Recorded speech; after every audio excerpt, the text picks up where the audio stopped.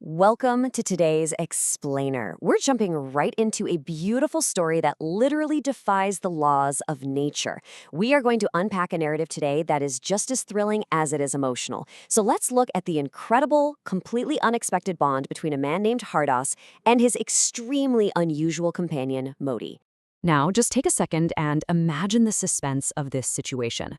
Picture a vulnerable, visually impaired man who ends up raising an apex predator, completely unaware of what it actually is. I know, it sounds like a complete myth, right? But it poses a fascinating question. What actually happens when a blind old man mistakenly adopts a wild lion cub, believing it to be a harmless little pet?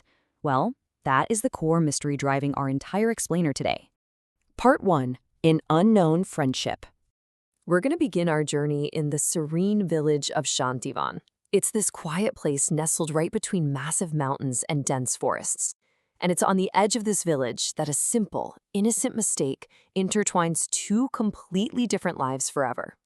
You see, our protagonist, Haridas, isn't just a lonely old man. He's actually a deeply compassionate hero. He didn't lose his sight to illness or age, but heroically, while saving lives during a fierce forest fire. Since he lost his wife years ago and doesn't have children, his only true companion is the sweet, soothing melody of his flute, which he plays every single evening outside his humble mud hut. Meanwhile, deep in the forest, a hunted lioness is forced to hide her tiny cub in the bushes to misdirect a group of ruthless poachers. Left all alone overnight, the shivering, terrified little cub wanders out and literally stumbles right up to Haridas's hut. Hearing its faint cries, Haridas reaches out. Unable to see, he feels the soft fur, the tiny trembling body, and naturally just assumes it's a lost, helpless puppy. Cradling the little cub, Haridas whispers, "Looks like you suffer from loneliness just like me. From today, you will stay with me. Your name is Moti." And just like that, these gentle words cement a bond built purely on mutual need and comfort. Haridas is entirely blind to the dangerous reality of the predator he's just welcomed into his home. To him, Moti is just a friend who needed a warm embrace. Part 2, From Dog to Lion. Of course, nature inevitably takes its course, and keeping a rapidly growing lion disguised as a village dog, yeah, that can really only last so long. The physical differences quickly became absolutely impossible to ignore. While Haridas remained blissfully unaware, still feeding Moti bowls of milk and pieces of roti, the village children and neighbors started noticing some massive discrepancies. Moti was growing to a staggering size. Instead of a normal dog's bark, he let out this strange, deep growl. His tail was unusually long, and his paws were incredibly thick and strong.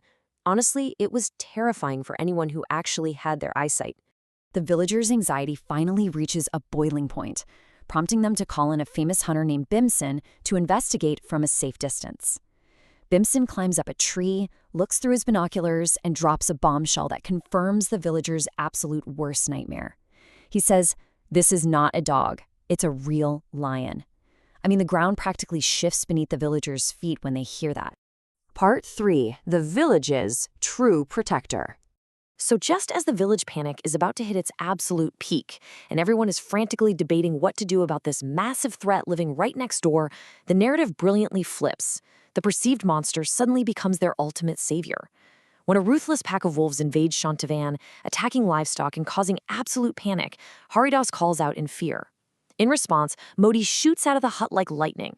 He unleashes a bone-chilling roar that echoes through the forest, revealing his true strength, and he defeats the wolf leader in a single, powerful leap. Just like that, the threat is neutralized, and the village is saved. Following that intense incident, Moti is treated with this newfound, awe-filled respect by the entire village. But unfortunately, this peace is pretty fragile. During a severe drought, exactly 3 greedy poachers arrive in the forest. They spot Moti from afar and quickly realize that capturing a lion of this magnificent size would earn them a king's reward.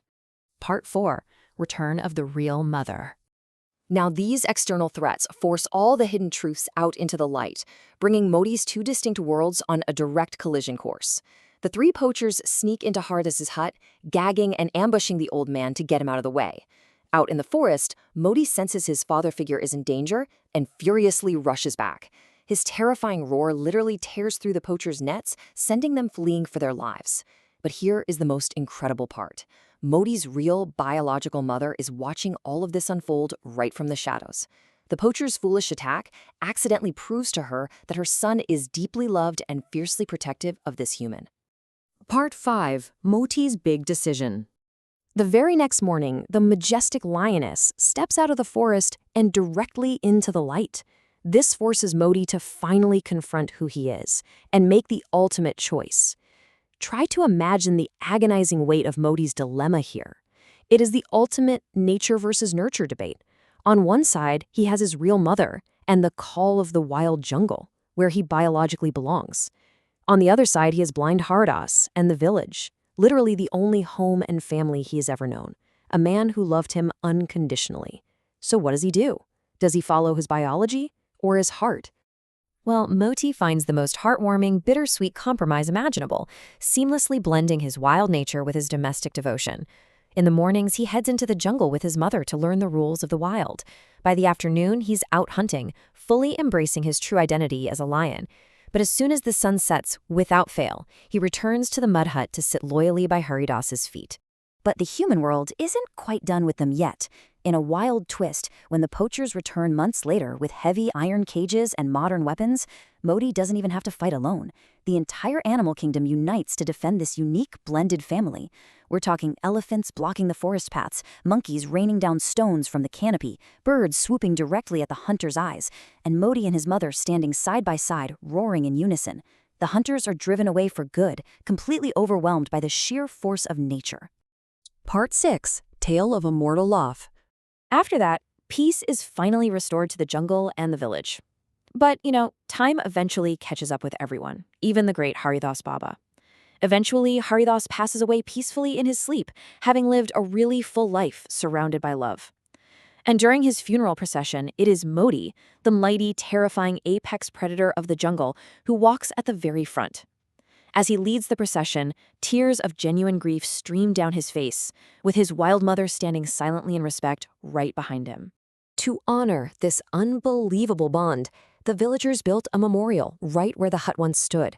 The epitaph written there perfectly summarizes the very soul of our story.